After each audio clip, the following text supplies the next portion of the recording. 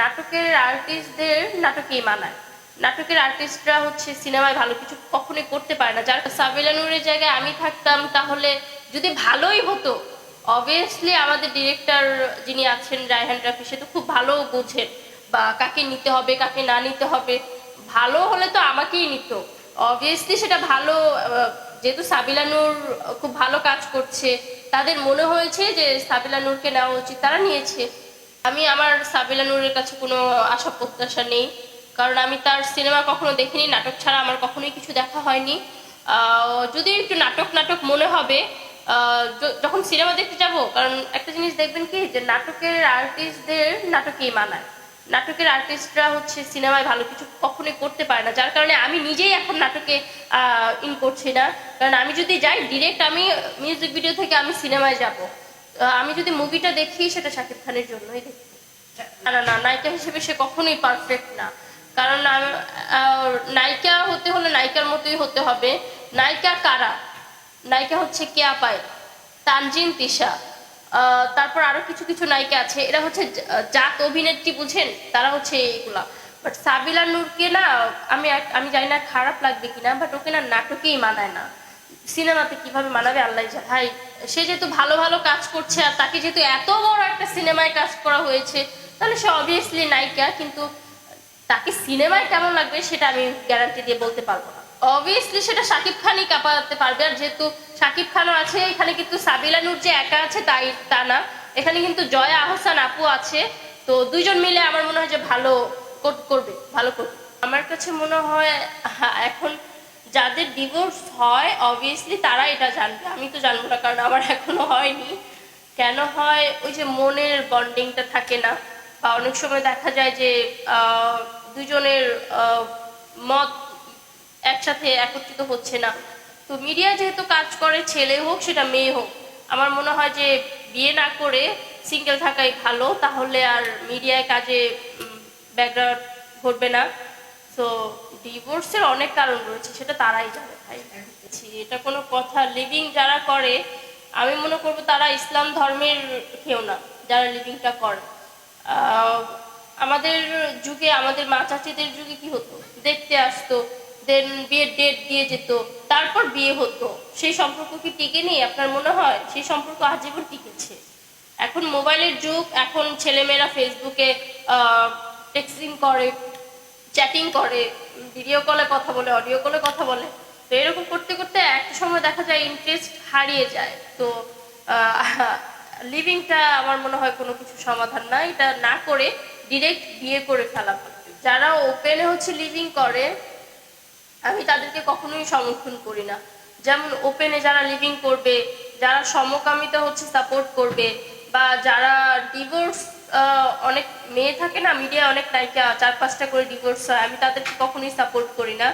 আবার হচ্ছে এক ছেলে রেখে আরেক ছেলের কাছে যাবে, ধরতে গেলে আমি এটা বলতে চাইনি, বাট বলতে হবে 12 হতে, এই টাইপের কিছুই না আমি কখনোই সাপোর্ট করি না। কারণ আমি চাই যে মেয়ে মানুষ কেন খারাপ থাকবে, মেয়ে মানুষ থাকবে ফুলের মতো পবিত্র, তারা থাকবে সৎ।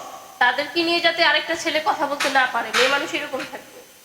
অনেকেই বলে, আবার কিছুদিন আগে নিউজেও দেখলাম, সরি টু সে, আমি কাউকে নিয়ে ক্যামেরার সামনে কোনো কথা বলতে চাই না, কারণ যে যার মতো কাজ করছে, আর কাউকে নিয়ে কথা বললে। একটা আর্টিস্টকে দেখলাম যে সে নাকি সমকামিতা সাপোর্ট করে, বা সে বলল যে সমকামিতা, তারা দুজন যদি ভালো থাকে তাহলে আপনাদের সমস্যা কোথায়? ভাই, এই কথাগুলো কিভাবে বলো তোমরা? মানে এগুলা নিজের কাছে শুনতেই তো কেমন লাগে। আল্লাহ তাআলা একজন নারীকে পাঠিয়েছে একটা পুরুষের জন্য, একটা পুরুষকে পাঠিয়েছে একটা নারীর জন্য। সেই জায়গায় কেন মেয়ে মেয়ে, ছেলে ছেলে? এটা ভাবতেই, এটা বিষয়ে আমার কোনো মন্তব্য নেই। যারা লিখছে তাদের হাত আছে, আমার কমেন্ট বক্স খোলা আছে, তারা সবকিছুই লিখতে পারে। আর আমি সবশেষে একটা কথাই বলবো, যে সংসার তারা করছে না, লাইফ পার্টনার তাদের না, এটা আমার। যেহেতু আমি যদি সংসার করতে পারি, আমি মনে করবো যে তাদের উপর সংসার, সেটা আমি কখনোই মানে ওটা বলা যায় না। কারণ একটা মানুষের সাথে থাকতে গেলে দেখবেন যে অনেক কিছুই ঘটে, বা একটা মানুষের মায়া তো থাকে। এখন ছেলেরা সবসময় বলে যে মেয়েরা টাকার পাগল, মেয়েরা সৌন্দর্যের পাগল, মেয়েরা হচ্ছে সুন্দর ছেলে পেলে আটকে যায়, মেয়েরা টাকার পিছনে দৌড়ায়, হ্যান ত্যান। তো আমি এই মানুষটার সাথে থেকে বুঝিয়ে দিয়েছি মেয়েরা আসলে টাকার পাগল হয় না, মেয়েরা সৌন্দর্যের পাগলও হয় না, মেয়েরা চায় একটু ভালোবাসা, একটু কেয়ার, একটু থাকে না মেয়েদের প্রতি এক্সট্রা একটা কেয়ারিং, ওইরকম। তো ওইরকম কিছু থাকলেই মেয়েরা সেই মানুষটার প্রতি আটকে যায়। আমি তার ব্যাড কোনো কিছুই দেখি না, সে আমার চোখে always good, she is always good আমার চোখে। আর ভালো যদি বলি, ভালো বলে আমি শেষ করতে পারবো না, না না না, সে তাকে আমি সবকিছুই বলে দিই যে জানো তোমার এই কারণে আমার অনেক ভালো লাগে। তো সেই গুণটি হচ্ছে যে আমি কান্না করলে কান্নার 1 সেকেন্ডও লেট, মানে 1 সেকেন্ড হতে দিবে না, সবসময় আমাকে হাসাবে। আমার চোখের জল সে দেখতে পারে না। আবার থাকে না যে আমি কোনো কিছু নিয়ে মন খারাপ করলে সেটা আমার সামনে এনে হাজির করবে।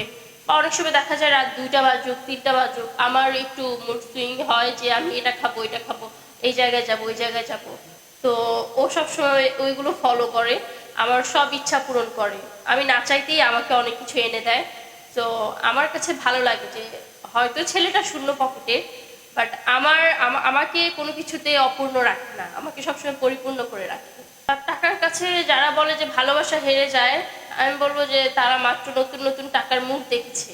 যারা টাকার মুখ নতুন দেখে তারাই ভালোবাসার কাছে মানে টাকার কাছে ভালোবাসাকে হারিয়ে দেয়। কারণ আমি মনে করবো যে ভালোবাসা এমন একটা জিনিস যেটা টাকার কাছে খুবই তুচ্ছ। টাকা দিয়ে কি হবে?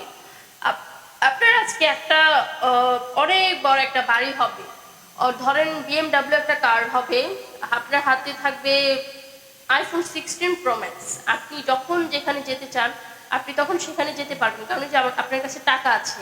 আপনি দেশ বিদেশ হচ্ছে ভ্রমণ করলেন, কিন্তু দিন শেষে আপনার পাশে একটা একটা মানে একজনের শূন্যতা হচ্ছে আপনি অনুভব করবেন। সেটা কি? আপনার প্রিয় মানুষ। আপনার কাছে দিন শেষে সব থাকবে, আপনার প্রিয় মানুষটা থাকবে না। তখন ওই টাকা পয়সা গাড়ি বাড়ি আপনার কাছে কোনো মূল্য থাকবে না, কারণ দিন শেষে আপনার ভালোবাসার মানুষটি আর সে যদি আপনার পাশে থাকে আপনার কাছে ওইগুলা তুচ্ছ মনে হবে। জি, এইগুলো কোন ধরনের প্রশ্ন? রিমুকে কখনোই টাকা দিয়ে কেনা যায় না। রিমু এমন একজন পার্সন যে টাকাকে ভালো, মানে আগে হচ্ছে ভালোবাসা আর টাকা। আমি মনে করি যে আমার কাছে সাদা কাগজ, টাকা থাকলে কিছুই হয় না। টাকা আজকে আছে কালকে নেই, মরে গেলে 2 দিন। আমি এমন হতো যে মরে গেলে কবরে হচ্ছে আমি টাকা পয়সা নিয়ে যেতে পারবো, তাহলে আমি টাকা পয়সার পিছনে দৌড়াতাম। বাট এমন কিছু তো না, মরে গেলে তো আমি টাকা পয়সার সাথে নিয়ে যেতে পারবো না। আমার ওই যে মানুষগুলো আমাকে ভালোবেসেছে তাদের এই ভালোবাসাটুকুই নিয়ে যেতে পারবো না, তাহলে টাকা দিয়ে কেন আমাকে কিনতে পারবো?